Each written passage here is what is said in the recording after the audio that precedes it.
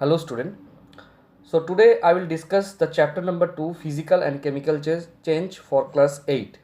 So before going to the main topic, I'll just focus on the main basic things. So first of all, what is change?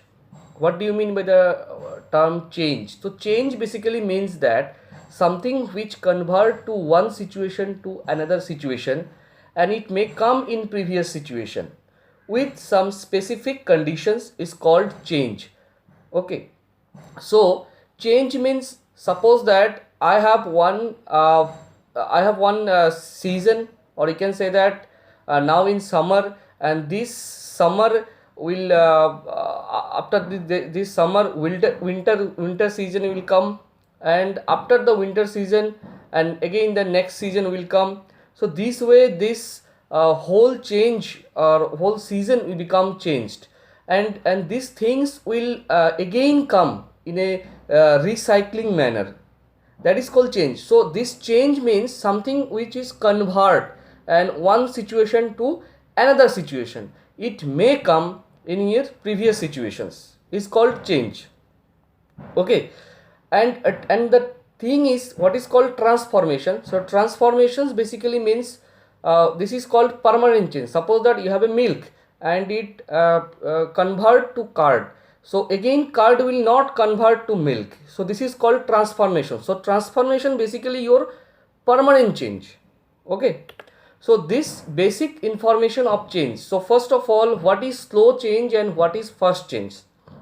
See students, slow change and fast change, this change, the change which takes place, or you can say that the change which takes time to finish is called slow change. Suppose your rusting of iron or change of season, so these are called the slow change. Slow change means the change which takes time to finish, means it required some time to finish.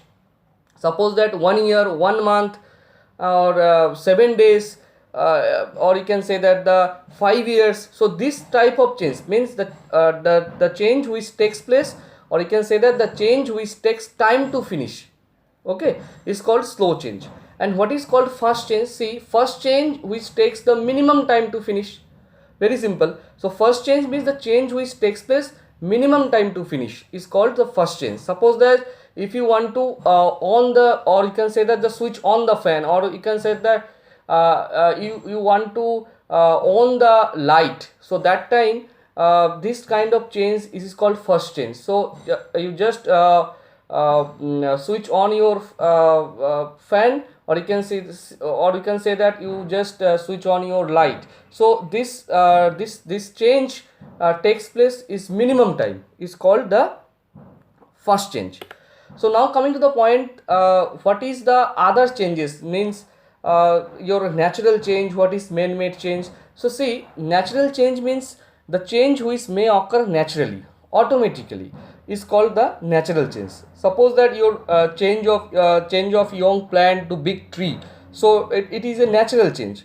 So your involvement is very negligible, so naturally it is takes place. So this kind of changes is called natural change, or you can say that the change of day and night. Okay, so it is automatically come, so it is called natural changes. And the change where the human being is involved is called the man-made change. Suppose that example, suppose you want to cook your food, so this cooking of food is kind of man-made changes, or you can say that the making of furniture is called the man-made change. So the change where the human being are involved is called the man-made change. Okay, so another thing is what is desirable change and what is undesirable change. See, desirable change, those change which are desired to occur, that is we want them to take place, are known as desirable change. Suppose that ripening of foods, germination of seeds, so these are changes for human favorables, so these are called the desirable changes example. Okay, and undesirable changes, and undesirable changes just opposite of desirable changes, means those changes which do not want to take place are called undesirable change. Okay, suppose your flood, okay, or you can say that the deforestations. Okay, so this kind of example you can say that the undesirable changes. So earthquake is called the undesirable change. So those changes we do not want to take place are called undesirable change. Okay, now coming to the point, what is periodic change and what is non-periodic change. See, changes which are repeated at after regular intervals of time is known as the periodic change. Example, suppose your change of day and night, you can say that change of season. So this kind of changes is called periodic change. Means after a fixed interval, after 3 months one season will change, or after 24 hours one day and night will occurs. So this kind of changes, you can say that the periodic changes. Periodic changes means after a fixed, or you can say that the fixed interval, or you can say that the repeated after regular interval is called the periodic changes. Okay, and what is non-periodic change? See, the changes which do not occurs periodically, means there is no any timings, so not repeated after regular intervals. So this kind of changes is called non-periodic changes. Suppose your earthquake, or you can say that the flood, so it may come in any time, so it's called the periodically or non-periodically, or you can say that the uncertain, those things is called the non-periodic change. Okay, now coming to the point, what is reversible and irreversible change. See, reversible change means the change which can happen backward, that is can be reversed, is called a reversible change. So one thing also you should include here, in case of reversible change there should be some specific conditions.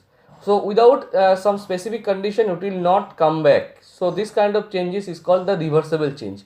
Means a change which can happen backward, that is can be reversed, or you can say that you can say that the change after one transformations, or you can say that the after one change and one stage will come, and after that it become reversed or come back its original state, is called the reversible change.